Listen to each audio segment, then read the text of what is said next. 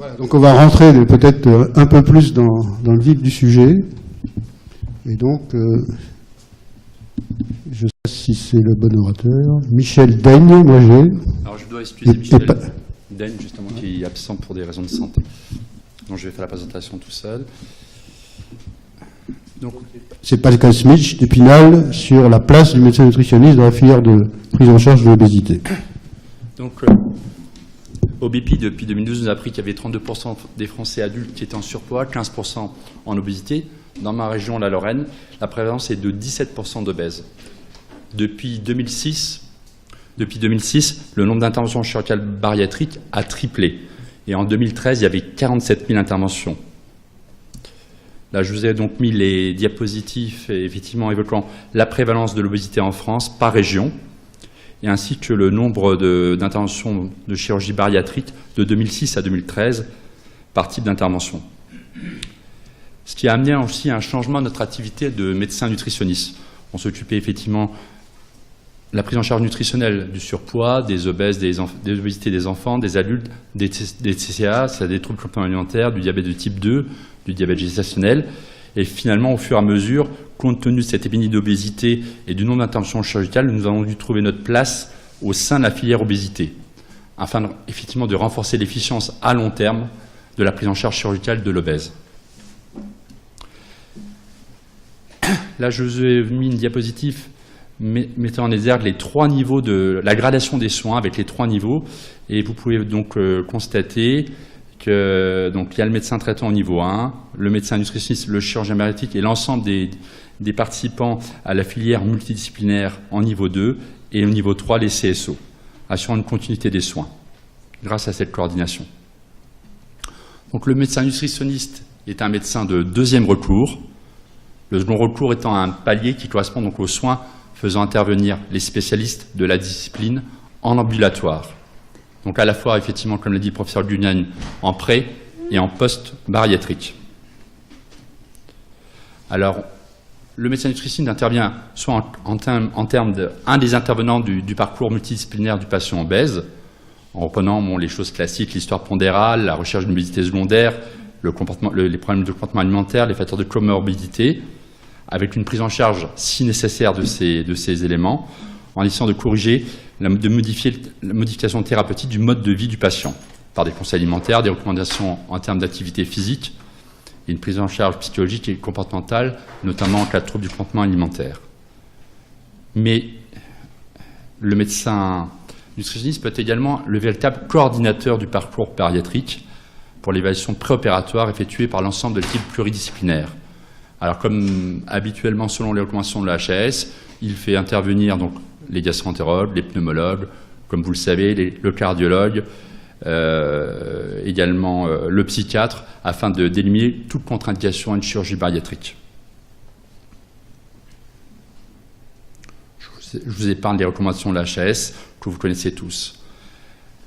L'idéal, également, pour le médecin nutritionniste, serait de mettre en place un programme d'ETP suite au diagnostic éducatif avec une évaluation des compétences acquises par le patient, tant au point de vue de la maladie, la diététique et également l'activité physique. Je dis bien l'idéal. Patient libéral, tout est chronophage et donc c'est une vraie problématique. Participation à la réunion de concertation pluridisciplinaire. Là aussi, ça serait l'idéal pour le médecin nutritionniste. Le problématique étant toujours le temps du libéral. Donc, on participe à cette réunion, on participe aux conclusions et à l'information du médecin traitant et du patient. Il y a l'intervention aussi du médecin nutritionniste en post-chirurgie, en post-bariatrique. Il y a une intervention qui est précoce et une intervention qui est tardive, parce que finalement, l'obésité est une maladie chronique et le suivi doit être fait toute la vie, 1 à 2 fois par an, en liaison toujours avec le médecin traitant, pour ce qui est des complications tardives, chirurgicales et nutritionnelles.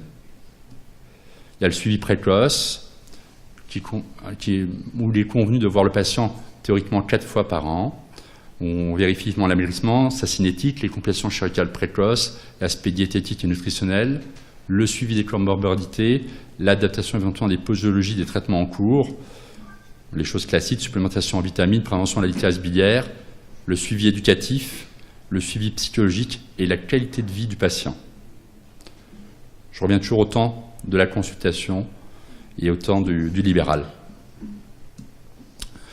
Donc il est important de construire un projet partagé, multidisciplinaire, avec de nouvelles collaborations entre les chirurgiens, avec les chirurgiens, ce qui est fait en réalité, en lien toujours avec le médecin traitant, au sein du parcours de soins de patients obèses, afin d'en optimiser la prise en charge à long terme. Et nous vous parlerons cet après-midi, l'IMCLO est un exemple.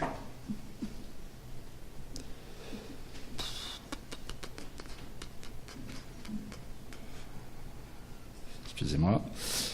Il est donc nécessaire de rendre plus visibles les spécialistes de deuxième recours, comme le médecin nutritionniste, et ça sera ma conclusion, au sein du paysage médical français, et aussi d'avoir une véritable réflexion donc, avec la CNAM et les ARS sur la finalisation, l'optimisation en ville du parcours de soins du patient obèse.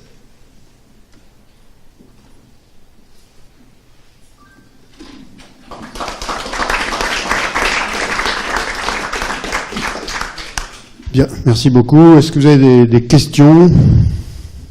Donc, en fait, il y a un problème de disponibilité des médecins nutritionnistes. Est-ce que ils ont le temps de faire ça? Est-ce qu'il y en a suffisamment? Enfin, c'est bien de dire qu'ils sont importants, mais encore faut-il qu'ils soient disponibles et suffisamment nombreux.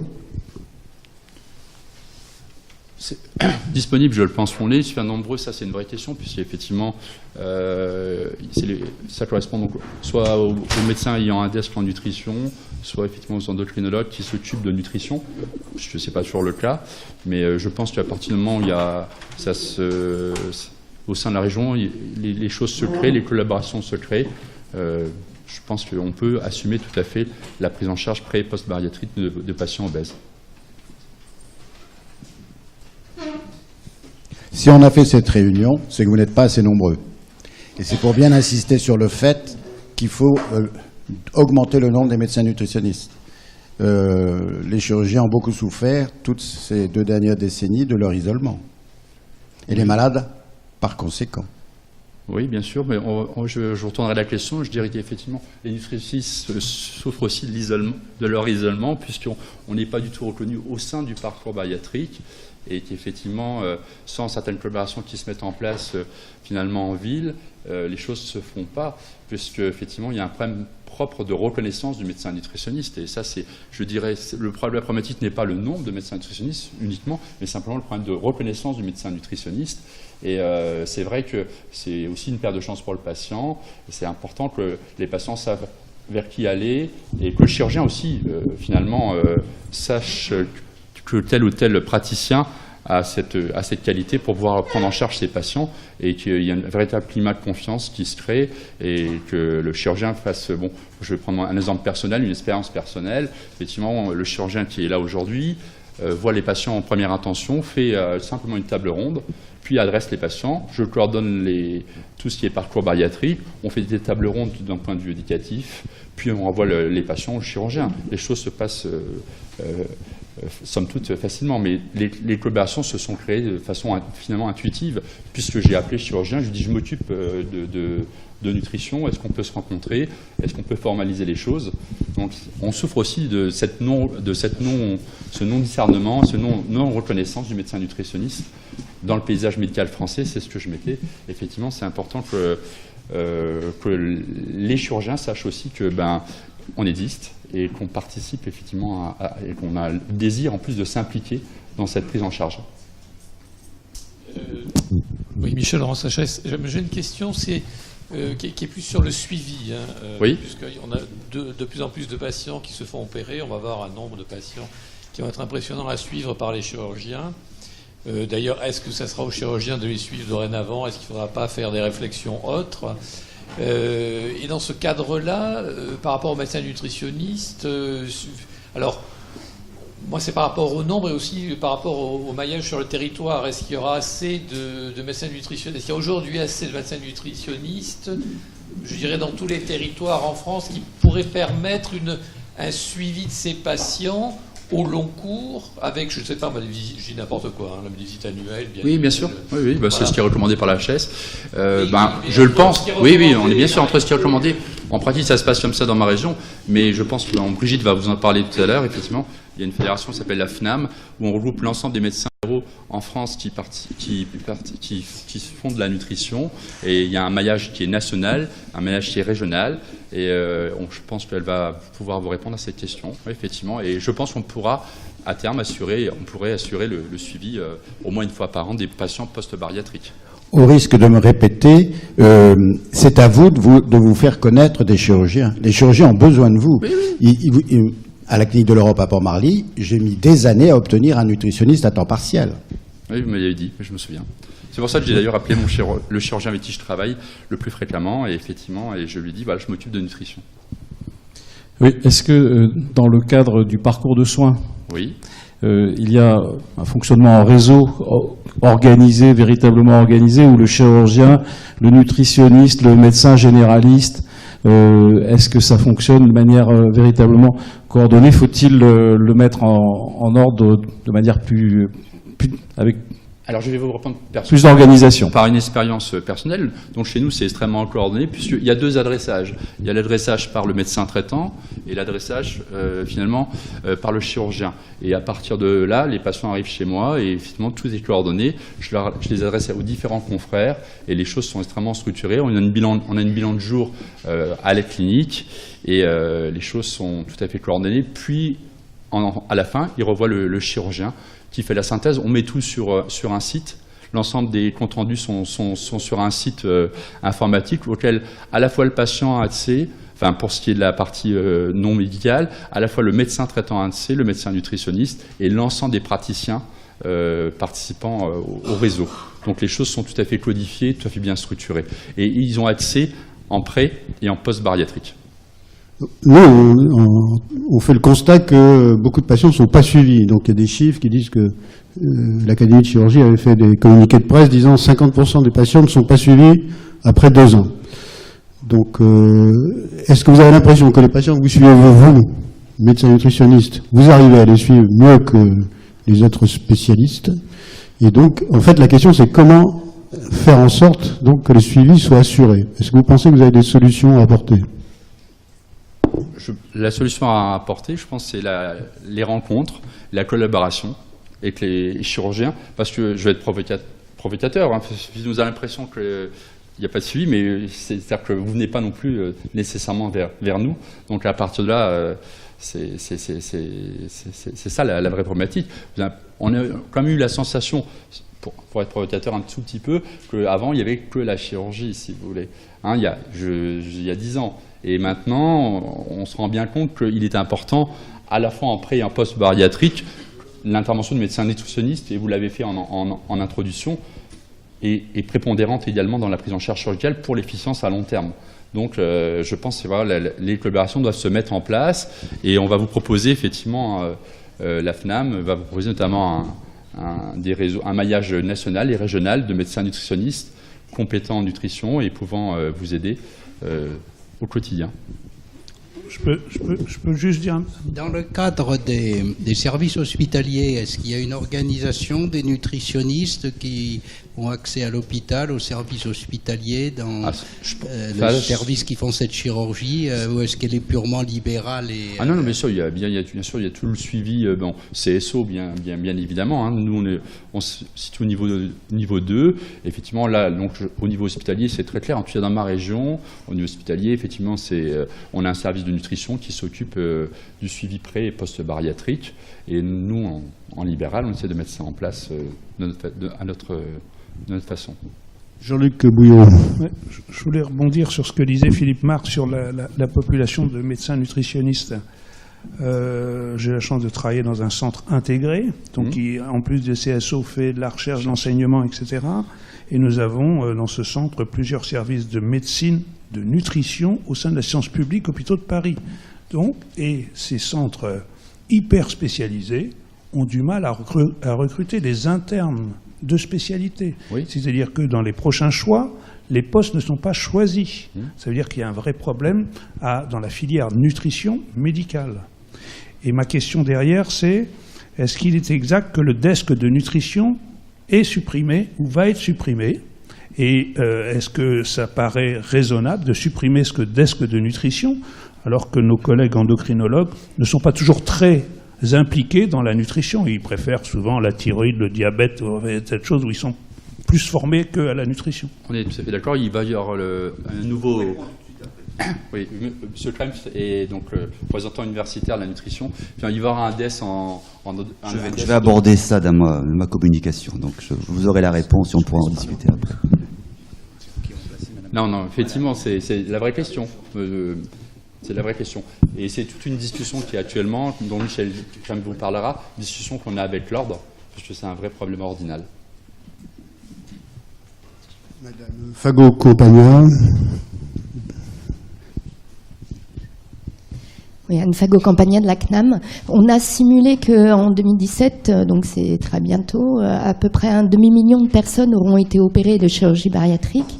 Donc, compte tenu de cet effectif qui va continuer à grandir, pensez-vous que chirurgien, l'équipe, comme le dit l'HAS, l'équipe médico-chirurgicale qui a posé l'indication et qui doit continuer à suivre à vie ce patient, va être en mesure, que ce soit côté chirurgical ou que ce soit côté nutritionnel, de suivre l'ensemble de ces patients et du coup, quelle articulation avec la médecine générale voyez-vous?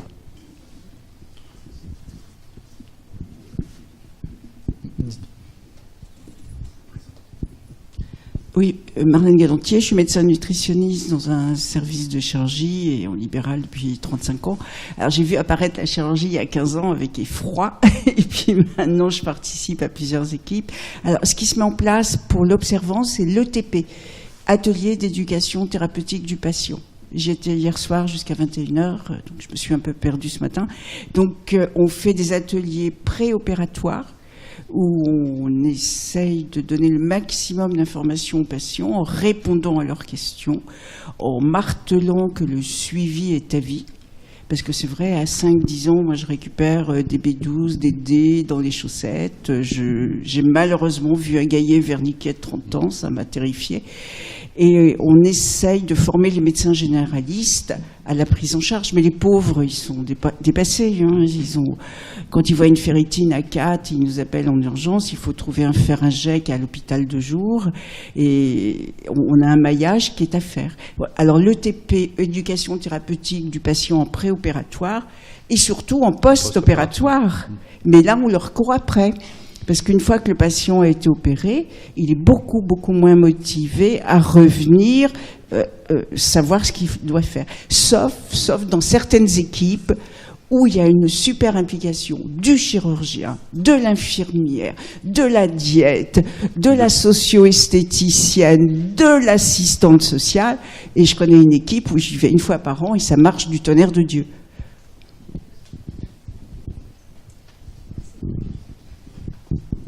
Je crois que la question de la représentante de la CNAM est complètement pertinente. La réalité, c'est qu'effectivement, l'identification de nos professions est telle que, personnellement, chacun, je pense qu'on a tous un réseau, les membres de la FNAM, mais on n'est quand même pas assez nombreux, la réalité est là.